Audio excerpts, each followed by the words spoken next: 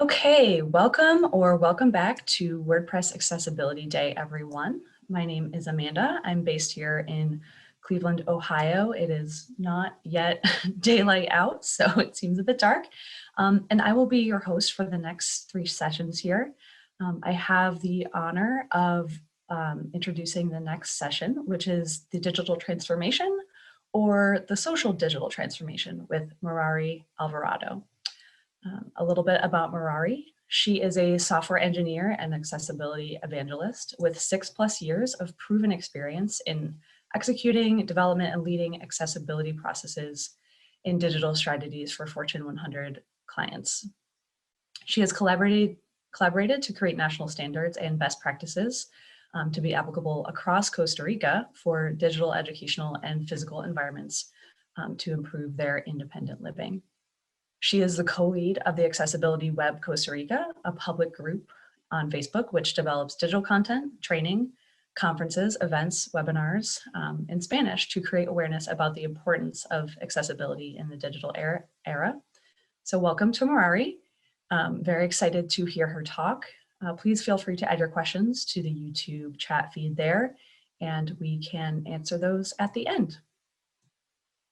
So let's get started. Perfect. So thank you very much for that introduction. I would like to start sharing my screen right now.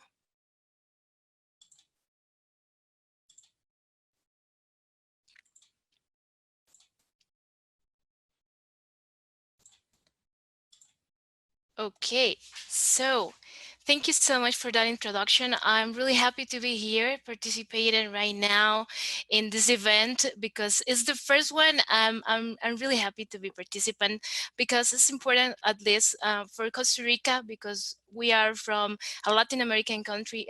Being presenting today here is really, really great for us. So accessibility as a digital transformation or social digital transformation. What we can say about that. So I would like to start telling a story. When I was 16 years old, I was sat down at the first row at a bus, just waiting to go to the high school. And suddenly, one woman stood up in front of the door bus carrying a baby. She was start talking with her hands, and I didn't understand. I was shocked. Neither the bus driver. He was shocked as well. And suddenly, the answer of the bus driver was close the door in her face. I just remembered the feeling to, to feel so bad going to the high school, and I couldn't forget her face behind the door with the baby. She waited for a couple of seconds and then left. That experience for me was important. And in terms of disabilities, it was my first experience talking or interacting with a person with disabilities. Even though I was 16 years old, I didn't have the opportunity to talk before with any person with disabilities. At that moment, with a deaf person. One of the funny things is that after like 10 years, I met Marta. Marta was that woman that was at that moment, and she assigned me right now the sign that we have in Costa Rica. She gave me my name for the deaf community. So I would like to say thank you very much for being here to watching my presentation. I'm super happy you be here in YouTube just watching that. So I would like to start saying one thing. There is important to mention a couple of important concepts that we need to understand when we are talking about accessibility. Sometimes we assume that accessibility is just technical aspects, but I think it implies more other concepts. For example, the first one that I would like to start mentioning is inclusive economy. And you probably said, sorry, Merary, we are talking about accessibility. So what inclusive economy needs to be related with that conversation? Well, a lot. When we are talking about inclusive economies, we are talking about the balance to include all people. Doesn't matter the background, doesn't matter the level or savviness in technology or the way the color looks like, the gender, doesn't matter, neither the disability. So that's why talking about inclusive economy is important because we are entrepreneurs, we have businesses, we lead some projects, and thinking about this is really important to create more accessible products and services to many users as possible. And of course, try to be more inclusive with all of users. Now, one of the other important concepts that we need to understand is disability. Because if we want to create accessible content, we need to understand what disability means. And actually, disability is complex. It's not easy to understand. It has too many variables, and we definitely understand that. But one of the things that I really need to mention here or to recall is that disability is not the problem. We need to understand what disability means, but disability is not the problem. It's usually the infrastructure, the way that we create the sites, the type of services, if they are so complex. So we need to create more things that are accessible. So that's why it's important to mention that the complexity of those combinations, like the disability concept and also what we have around of us, it's important. So I would like to make a question. What do you understand about disabilities?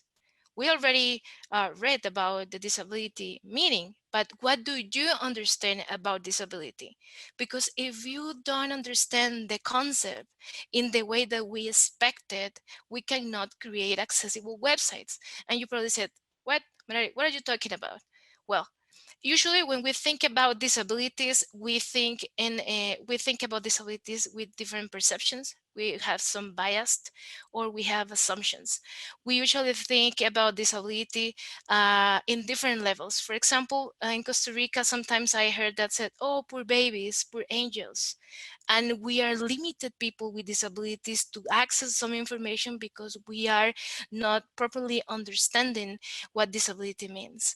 And for example, we usually associate that disabilities are always people who is deaf or who is blind or who has some physical disabilities, but we have a range of many disability types that we need to understand as well. And other things that is most related to business is probably in our team or in our project, we have a more accessible culture. But what about our clients? What about our business owners? What about our team members? What they think about disability? So they are understanding what is disability and why is important accessibility when they are creating wireframes, for example, or they are creating websites. So that's important to mention. So I would like to just talk as a high level about the different disabilities that we have. We have the permanent one, which is the one that we can see. We can see people who is blind or people who is deaf or people with mobility impairments. That's the permanent one. Then we have the other, which is the one, the temporary. For example, if you are a fan of rugby, martial arts, or if you are a fan of American football. So sorry, if you have an injury, you will be disabled for a couple of days. You will not able to do the things as the way you did before. So you need to understand that some of the things will be difficult for you, but temporary. Okay, then we have the third one, and it's the situational. And I would like to illustrate that with a story. As you can notice, I have a strong accent, Costa Rica accent. The R is super strong in Costa Rica accent. And I love to visit, I would like to visit Korea. And can you imagine me talking in English with a Korean citizen with also they have a strong accent? Well, yes, that will be a situational disability. But I would like to clarify that it's not physical, it's not mental, it's just situational. It's because the language. And finally, we have the invisible disabilities, and nobody in this call is safe of that because everyone has been suffer these kind of disabilities at any time in your life. So that's why it's important to understand that the invisible disabilities are really important now. And why is this important? When we know what is disability, what are the types of disabilities, we can definitely understand what are the internet disabilities. This classification implies 5 main levels, like the visual, hearing, mobility, and dexterity, speech, and cognitive, being cognitive the most common in internet. So also, when we understand disabilities, we need to understand what will be the governance models, what will be the laws that we need to cover.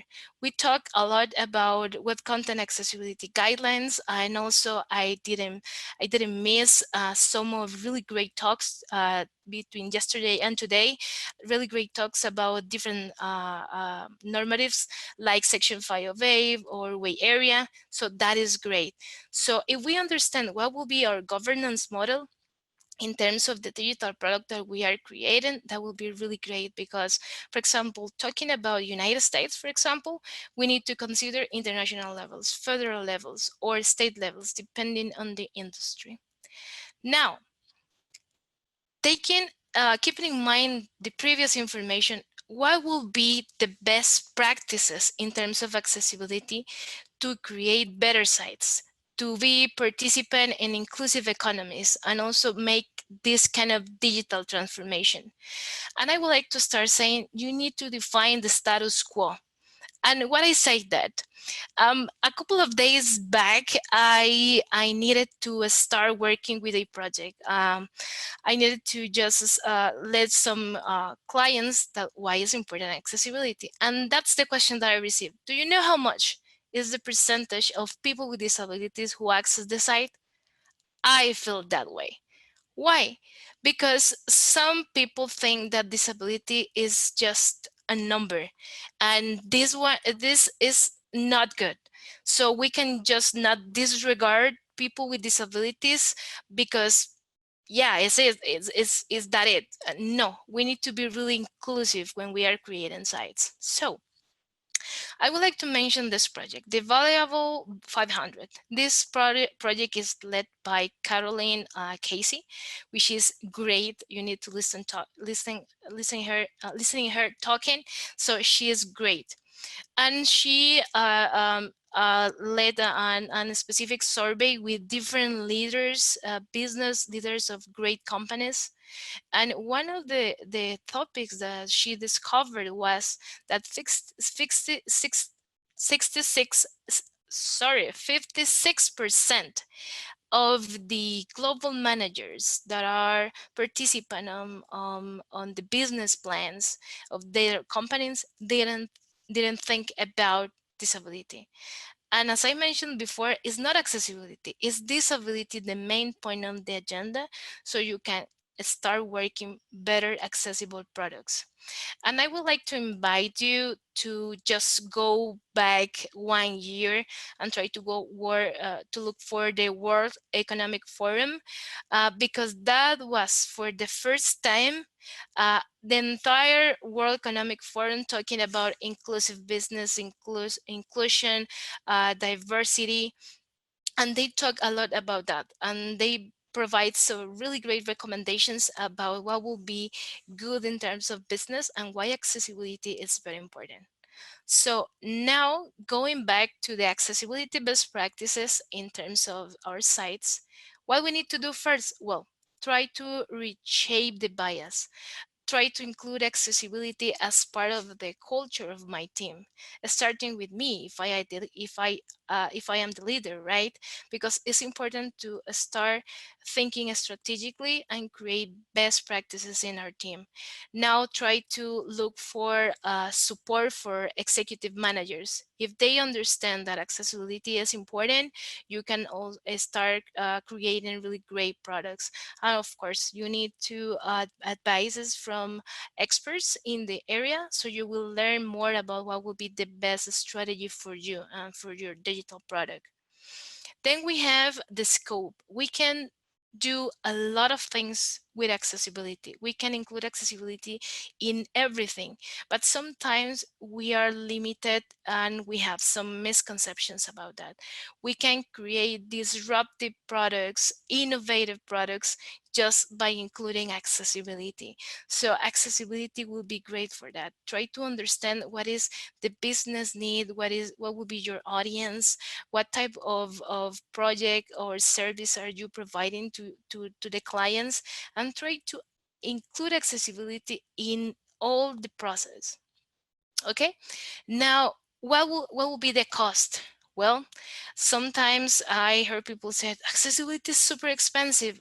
Yes, it could be expensive, but if you include accessibility until testing rounds without including since the planning, since the requirements validation, or since that not including in the design portion, it will be really difficult to minimize the cost. So it will be really expensive at that stages in the life cycle. But if you are including best practices since the beginning, it will be really good for your teams. Now, test, test, test, and test. That's the most important. We cannot avoid the importance that testing is the most critical part in terms of accessibility.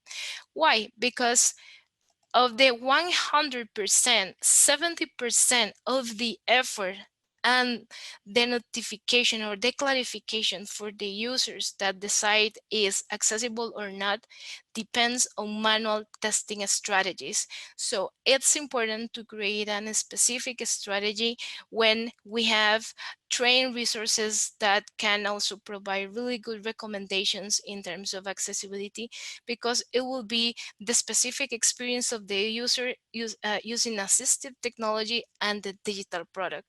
So we will have a real perspective about if our site is accessible or not. Then we have the automated tools, which is another thing that we will cover in the next slides. But also we need to try to balance these two strategies to create a really good process. Now, I would like to give you some tips and tricks in order to create some user stories. If you don't have anything of this created in your team, so that's the starting point.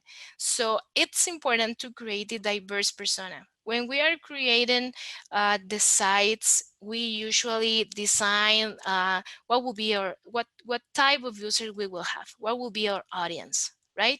But usually we don't think about the different abilities of the users. Okay, we usually think in our final product, but we are usually not think so much about the audience.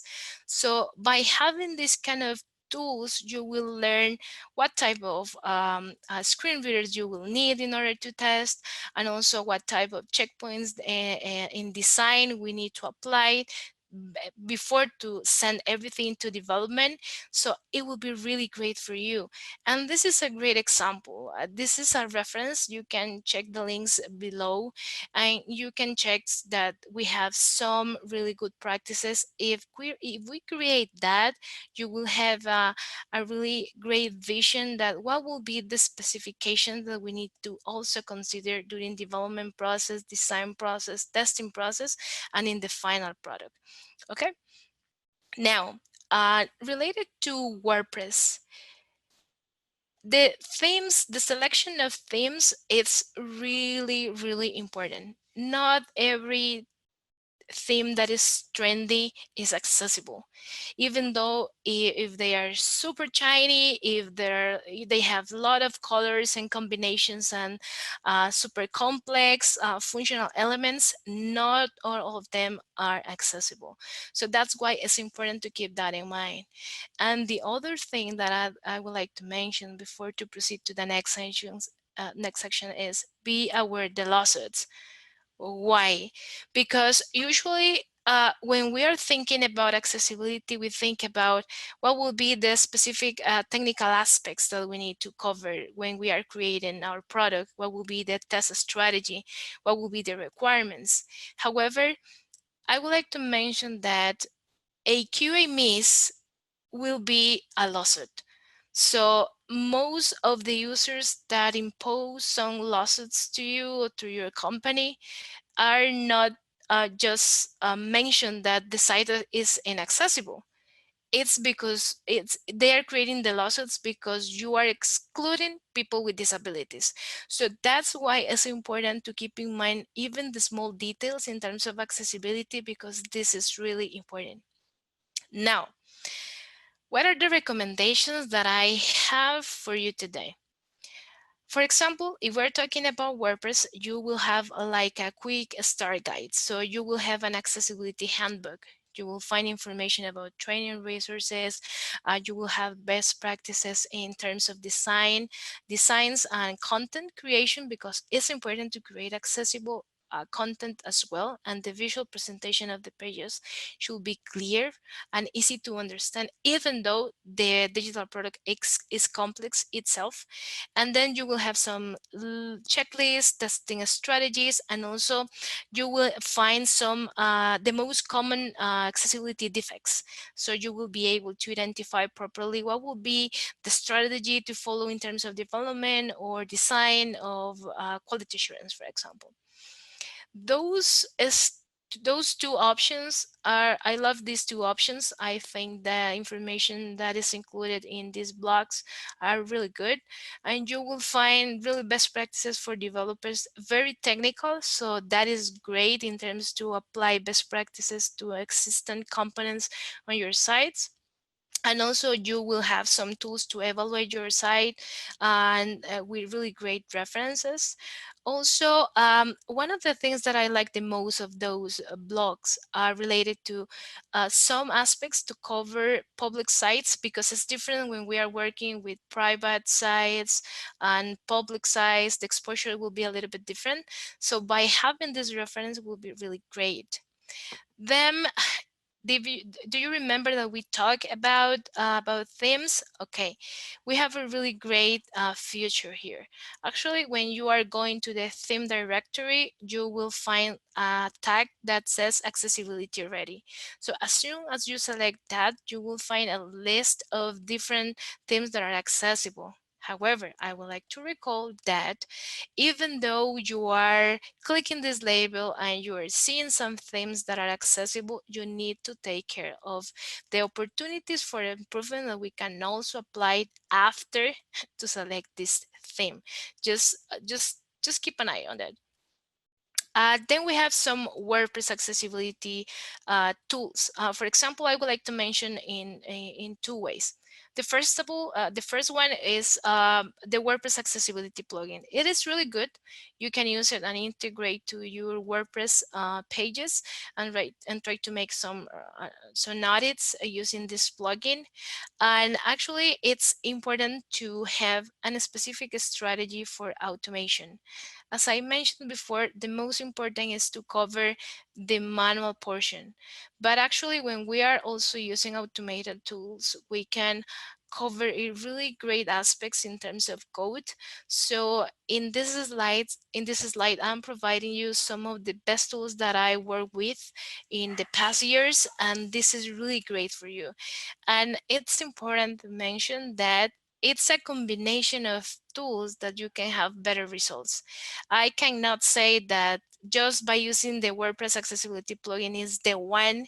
No, probably you can use it to mix, for example, with the expert or together with the accessibility insights, because these kind of tools will provide you different technical reference, so you can have some reference from one and some reference for the others, so you can create a really great strategy. Then, based on the screen readers, one of the most common questions that I have when I work with different projects is, what about the screen readers? They usually ask if there is the like what is the most critical screen reader that I need to consider when we are creating? Well, I can say that it depends. It depends of the analytics of your site. For example, if the most visited browser is Chrome, so you can need to try to design your strategy based on Chrome.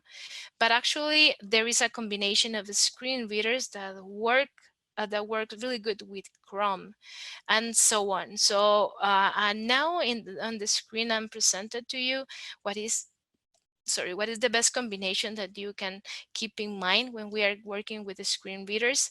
Actually, you need to also consider if you are working with native applications, because it will be a little bit different, right, in terms of screen readers, and the combination, it will be different in terms of gestures also, because we need to use gestures and other additional tools that we can apply to improve the accessibility.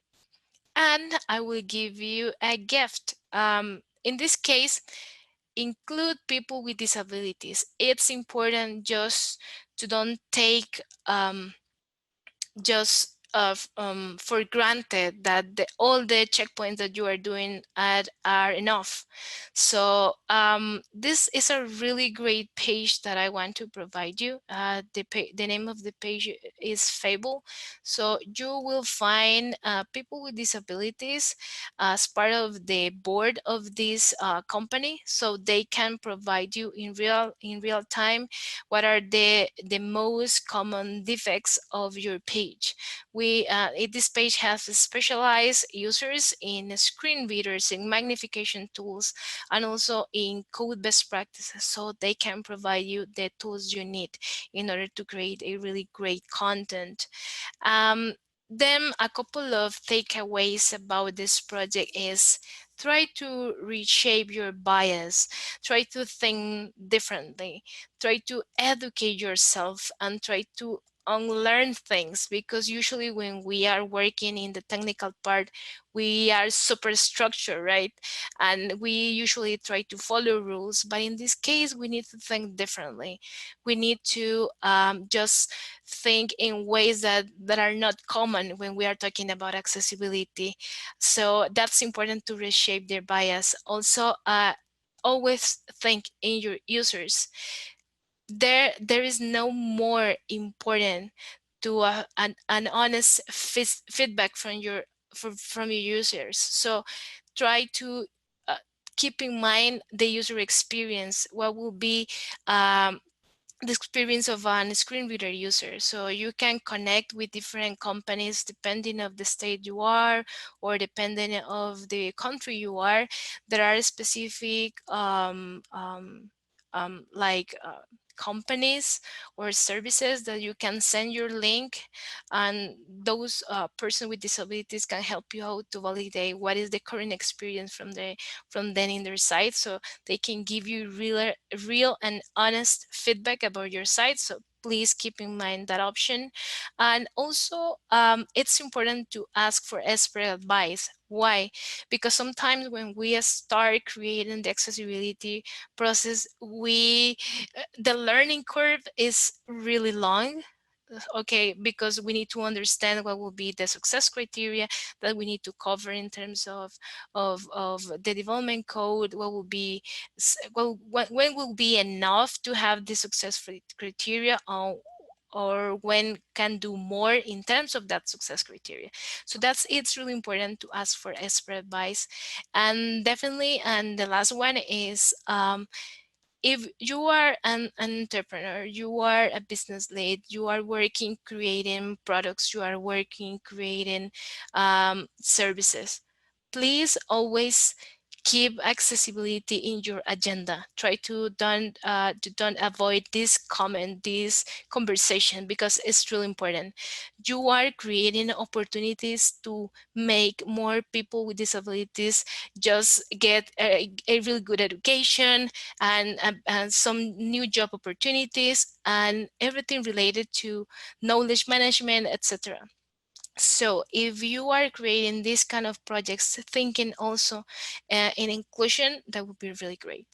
So, and also I would like to keep in touch with anybody. So I would like to provide my point of contact. So that's it. Thank you very much.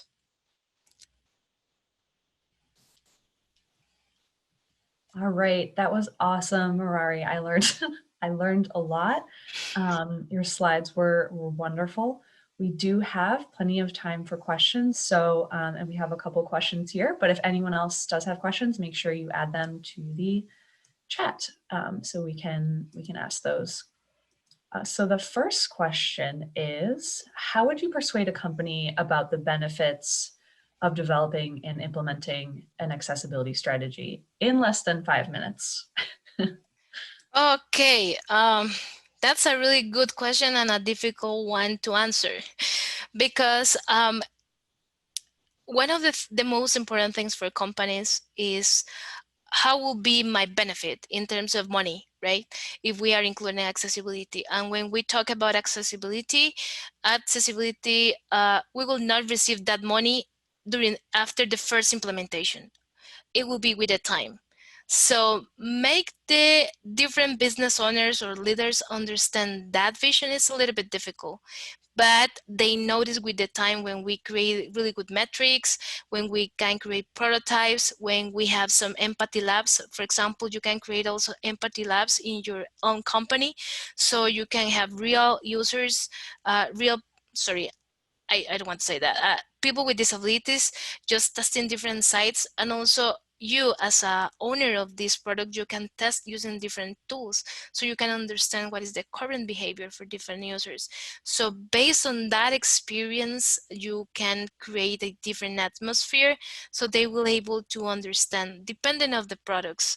So we can a really great response, and then we have just kind of wait for better responses for other leaders. So depending of the business as well. So Right. I think that was less than 5 minutes, so okay. perfect. The next question is, as an accessibility and US 508 expert, do you think that companies that currently use WordPress as a CMS or a platform to create content can be exposed to legal lawsuits due to their lack of accessibility? Ooh, that's a question that is important to answer, and yes, definitely is. So you need to take care about all details. When we are talking about CMS, it's critical to also use other type of normatives or best practices like ATAG, which is one of the one that you can integrate with the WCAG and also with the Section 508 and try to create a best strategy for CMS. But yes, you can be affected about that. Okay. All right, and then we've got one more question I see right now, and it is, have you tried the latest version of WordPress, and did you see any major issues with accessibility? Yes, I saw a couple of things, mostly of standards in keyboard navigation for some functional components. And so there is important to understand what are the keyboard navigation best practices. You can find that information when you are using Way Area.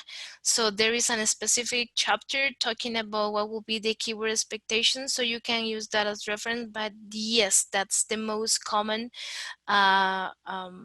like defect, I don't want to say defect, but most common error that I noticed, which is the keyword navigation or the expected keyword navigation for some component functional components. Okay, fabulous. Thank you for taking the time to answer those. I also had a question because you talked about personas, and I'm in marketing, and so we've taken the time to talk about personas, but actually this was very enlightening because we actually hadn't considered accessibility within that, and I just was wondering, how do you go about gathering data to incorporate disabilities into personas, and how do you prioritize, as you're saying, these different levels of accessibility and different disabilities? I know from experience, developing personas could be a full-time job in some cases. So Yes, well, actually, one of the best practices that I learned with the past years is try to understand properly what is the information included in the WCG guidelines.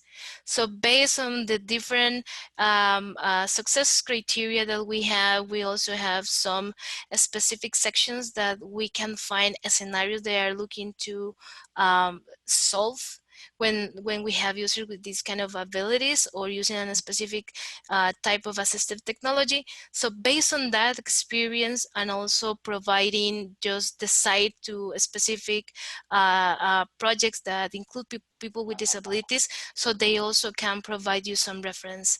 And one of the other things that I noticed as well was that include people with disabilities in your team, so they have a different perspective, so they can provide you some reference about how they access the site, because sometimes when we are working with the screen readers and everything, we have our own experience, right? But we are not users from of this assistive technology. So by having users that are experts with assistive technology, we also have some different visions. But also I have some lists that we have already created. Also, I can talk with you later and share with you some information that can help you out with that. Okay, wonderful, wonderful. Well, thank you very much. Again, I don't see any more questions right here, but you did an amazing job. So much good information. So I just want to say thank you so much again, and thank you to everyone for attending this session with Merary and I. You can continue the conversation on the WordPress Accessibility Day site on the page for this talk. Merary provided her contact information as well. So, and you can continue to follow the event conversation on Twitter at WPAD 2020 and at hashtag WP Accessibility Day. So don't forget to attend the next talk, which is the case for captions with Abha Bakor, which will be actually on a different YouTube stream. The link is posted there in the YouTube chat, and you can also access it from the homepage of the WordPress Accessibility Day site. So we'll be hopping on over there in about 23-ish minutes. So yeah, we will see you there after the break. Thanks again, everyone. Thank you very much. Bye.